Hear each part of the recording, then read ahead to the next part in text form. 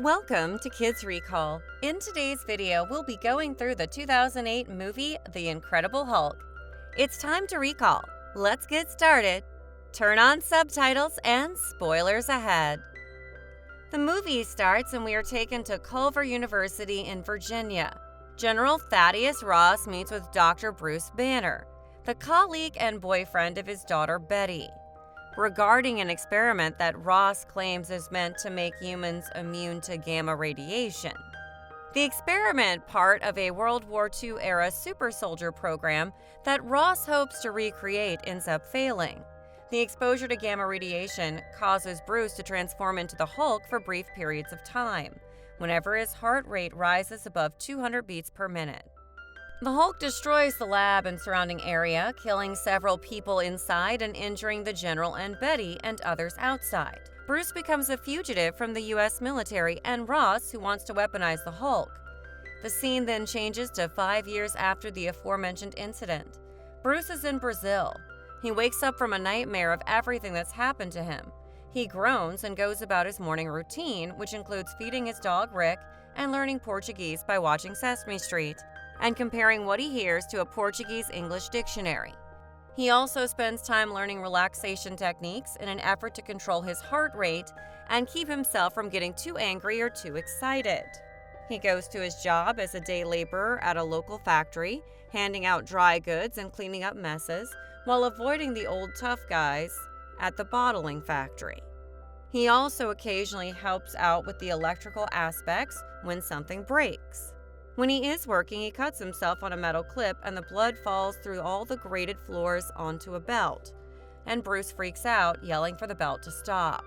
Confused, the workers stop the belt and Bruce inspects the area where the blood fell, cleaning it up and giving it the okay. As the belt starts and people start talking about the crazy gringo, no one notices the drop of blood that fell into a bottle, which is to be sent to the United States. When he is on his way back home, he makes a stop to pick up a package from someone.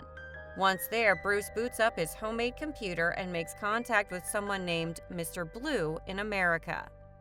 Together, the two of them are working on a cure to Bruce's little problem, and after dicing up the package of a flower and applying its juice to his blood, Bruce regretfully types, "No change," to which Blue types that he should come to New York and get more date contamination levels, exposure rates, types and amounts of radiation. He glances at a photo of Betty he keeps before regretfully saying he can't do that. The scene then changes to an old man drinking a bottle of juice, but as he does that, he collapses to the ground. This old man is Stan Lee. Thunderbolt Ross gets to know from his chief assistant, Major Kathleen Spar, that an old man in Ohio died after receiving gamma poisoning from his fruit drink that came from Brazil. Ross quickly orders a team down there the next day, put together with no small amount of efficiency by his old army friend General Greller. The team is headed up by the Russian-born but American-trained Emil Blonsky.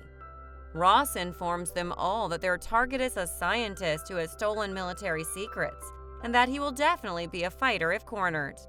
As they fly down to Brazil, Bruce gets a message from Blue saying that he may have success, but needs Bruce's blood to be sure, which Bruce reluctantly and carefully sends off to him. That night, Bruce is sleeping soundly when Rick starts barking. Meanwhile, the commandos have taken up position outside and are scanning the room with a camera, which Rick promptly eats. Bruce realizes that they are there and gets out of his apartment. The commandos blow off the door and after tranking the dog, fire a dozen tranquilizers at a sleeping Bruce. They whip the covers off and see that it's just pillows. They hit the streets after finding a rope, getting a little ahead of Bruce, who is hiding in the apartment of Martina just below him. After giving them a few minutes, Bruce hits the ground but is immediately spotted by Blonsky. He breaks for it, going across rooftops and up the sides of buildings. The man then manages to crash into some people that turn out to be a gang from the factory. They join in the chase, and Bruce ducks into the factory to lose them all, but unfortunately the gang sees the chain swinging, and the troops see the gang. The gang catches up with Bruce and starts pummeling him, ripping off his backpack and tossing it aside as he begs them to stop before his heart rate gets too high. The troop gets there and Bruce ends up getting caught. He, however, gets angry and transforms into the Hulk. The troops open fire, but the bullets just bounce off him like plastic. The creature roars and starts in on them as Blonsky tries to get in a higher position for a better view and shot. He finds it just as the last soldier is finished. He takes his shot and the creature notices him. A shadow passes and suddenly Blonsky is face to face with the Hulk. The Hulk picks up another vat and slams it down, and Blonsky goes flying as Hulk heads for the jungle, pausing only to give a victory roar. Hours later, Ross and Spar are going through Bruce's apartment and computer when Blonsky comes in, demanding an explanation for what he saw out there. Ross just says that he did a good job and he should tell his men to pack up since they're leaving town. On the other hand, Bruce wakes up beside a waterfall, not quite sure where he is. His pants are hanging off of him and torn. He hears a truck and heads for the road, where the driver tells him that he's in Guatemala. The driver takes Bruce into town, where Bruce proceeds to work his way north and pick up some new clothing while in Mexico. Blonsky again goes on to ask Ross about the giant they fought out there. Ross finally decides to tell him. Ross explains that back in World War II, there was a lot of special programs being worked on to give America the edge, almost all of them under an infantry weapons development program. One of them was a program for biotech force enhancement, more commonly known as Super Soldier. About 5 years ago, Ross dusted off that program and began trying to put it together again. He recruited Bruce and his team to work on it, but then something went very wrong. The end result, according to Ross, is that Bruce Banner's entire body is now, in his opinion, the exclusive property of the U.S. government. The two men sit there, and after an exchange about how they're both fighters, Blonsky says that if he could put what he knows now in his body 20 years ago, that would be someone he wouldn't want to fight. Ross smiles grimly and says he could probably arrange something like that. Blonsky merely stares up at him, intrigued. On the other hand, Bruce is in Mexico and goes on to ask a man named Stan for help. He gives Bruce a job, and the very next day we see him delivering pizzas in his old uniform, and one of the stops happens to be a science lab. He talks to the guard and is able to get upstairs, where after bribing the head computer genius with a pizza, he gets on one of the computers to look for the data on his experiment, but it's all gone. Bruce contacts Blue and tells him the bad news, and then gets out of there. That night, Bruce is getting ready to leave and Stanley is getting ready to close up when two final customers come in, and they're Betty and Samson. They begin chatting with Stanley, unaware that Bruce comes down the stairs. Just as Stan consents to make them a pizza, Bruce opens the kitchen door and sees Betty, who sees him. Her mouth opens in shock, but when she looks again, Bruce has taken off. She runs outside, but doesn't see him hiding behind the dumpster, and once back inside, she bullies Stanley into spilling the truth. A while later, we see Bruce walking in the rain on a highway when Betty pulls up behind him. He sees her and she runs to him, begging him not to go. Soon they're pulling into the house she shares with Samson, and she reveals a present she kept for him, all the data from their experiment on a nice little portable drive. He tells her that he can't stay, but accepts her offer of money and a ride to the bus station the next morning. Meanwhile, Ross is pulling a serum out of cold storage and prepping Blonsky for injection, which he warns will hurt. For his part, Blonsky just grits his teeth and tells them to get on with it, because of course he wants to be powerful too. And the next day, Bruce and Betty are walking through the college campus to the bus station when Betty pauses to fix Bruce's shirt, making him more fashionable. And as she does, he sees a soldier move behind a column of one building and tells her to get as far away from him as she can. He bolts, and as the soldiers move in, she looks around for the command vehicle and convinces Ross to come out, begging for him to stop. He ignores her request and orders the rest of the team in. Bruce ducks into a library and removes his pack. He fishes out the drive and forces it down his throat before moving on.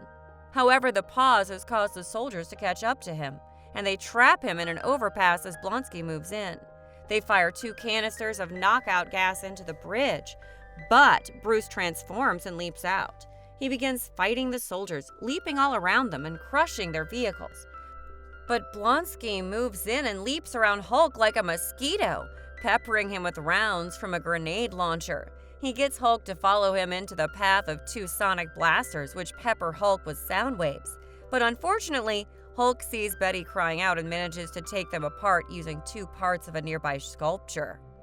Blonsky gets pissed and approaches the Hulk, and proceeds to get slammed into a tree, breaking every bone in his body. Ross orders in a helicopter just as Betty runs towards Hulk. Hulk throws part of the statue at the chopper, which crashes and makes a huge inferno that envelops Hulk, who envelops Betty and keeps her safe from it, though she does go unconscious. Hulk then takes Betty out of there. The scene changes to the hospital where we see Blonsky in a bed with plaster and plates all over his body. All of his bones are broken and he can't even move. Bruce Banner, on the other hand, decided to make his way to New York to see Blue because he's the only one who can help Bruce get back to being a normal human being. Heading for New York when Betty asks what it's like when he changes. The best Bruce can answer is that everything is a lot more amplified. Betty points out that there's still something of him in there, using the recognition of her as evidence. So maybe if Bruce could control it. But Bruce interrupts her, saying that he wants to get rid of it. The next day, the pair are in line at the Verrazano Narrows Bridge when Bruce notices a police checkpoint. They get out, sneak around the back of the truck, and head down to the docks, where after one boat ride, they find themselves in the city and get a cab to ESU, which turns out to be one of the most frightening rides ever and has Betty screaming obscenities at the cab driver. When they get to ESU, they meet a young man named Samuel Stearns. This is actually Mr. Blue, and Samuel's his real name. As they get to talk, he warns them, saying if they miscalculate too high, the dose could kill Bruce. In turn, Bruce warns that if the dose is too low, it could be dangerous to Stearns. Though Stearns just laughs this off, clearly not believing him.